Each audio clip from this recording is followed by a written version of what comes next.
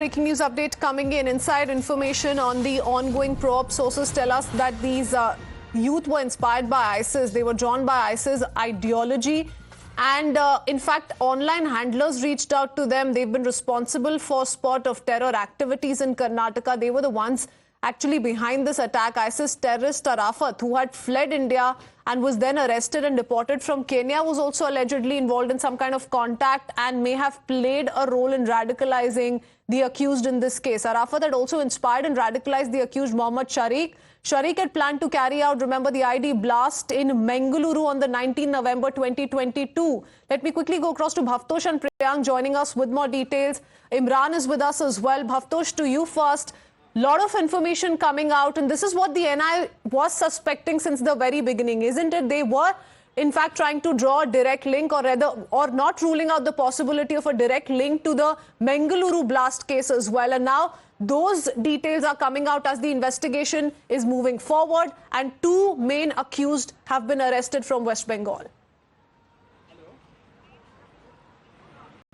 Yes, Christine, one can say that it's a very big victory for security agencies, primarily because of the fact that this module was working for past 4 years. The first time they were involved in any kind of terror activities was some inflammatory graffitis that were painted and put out in Shivamogga, and also there was an incident of stabbing in Shivamogga and the Bengaluru failed terror attack that had taken place, in which Mohammad Sharik got injured. He wanted to plant a bomb outside a temple, but what the agencies have said that Musawwir and the other accused in this case were the main accused who were in fact got in touch with Arafat.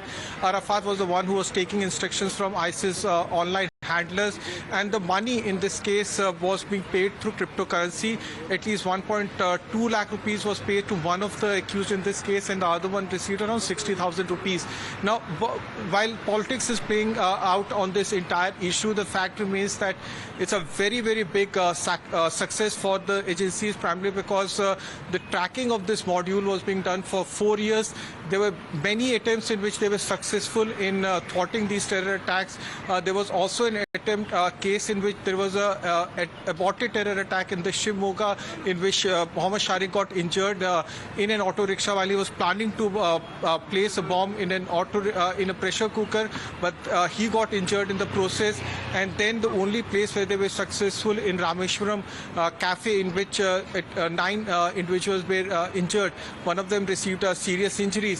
But if you look through the details that Times Now has sourced and had spoken to multiple individuals, what has come out very clearly is that the ISIS module is very much active. It is very much present in Karnataka and in other places, and their handlers are people who are sitting abroad, and the money is being exchanged through cryptocurrency. Okay, so ISIS cell believed to be involved in this particular explosion that took place at Rameshwaram Cafe on the 1st of March as well. Priyank, very interesting, because remember, since the very first day of the investigations into the case, and especially with regards to the recovery from the blast site, the agencies did not rule out a correlation with the Bengaluru blast case, and that's what has come out. There's a lot of politics also taking place over the same. But before I take that to Imran, tell us about the similarities that the investigating agencies were looking into with regards to both these cases since the very first day, and what have they been able to nail so far?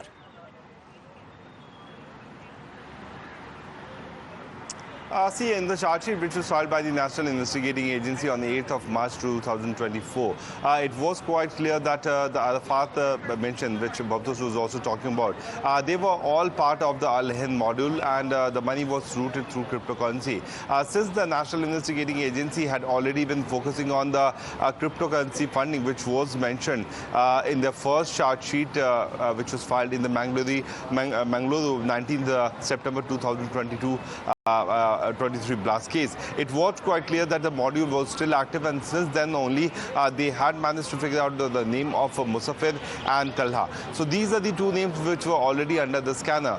Based on that input, when they started doing the profiling of the accused who were involved in the 1st of March Rameshwaram Cafe blast case, there was a clear-cut pattern which shows that the manner in which the bombs were made, and this particular report was also taken from the BDS unit of the National Security regards.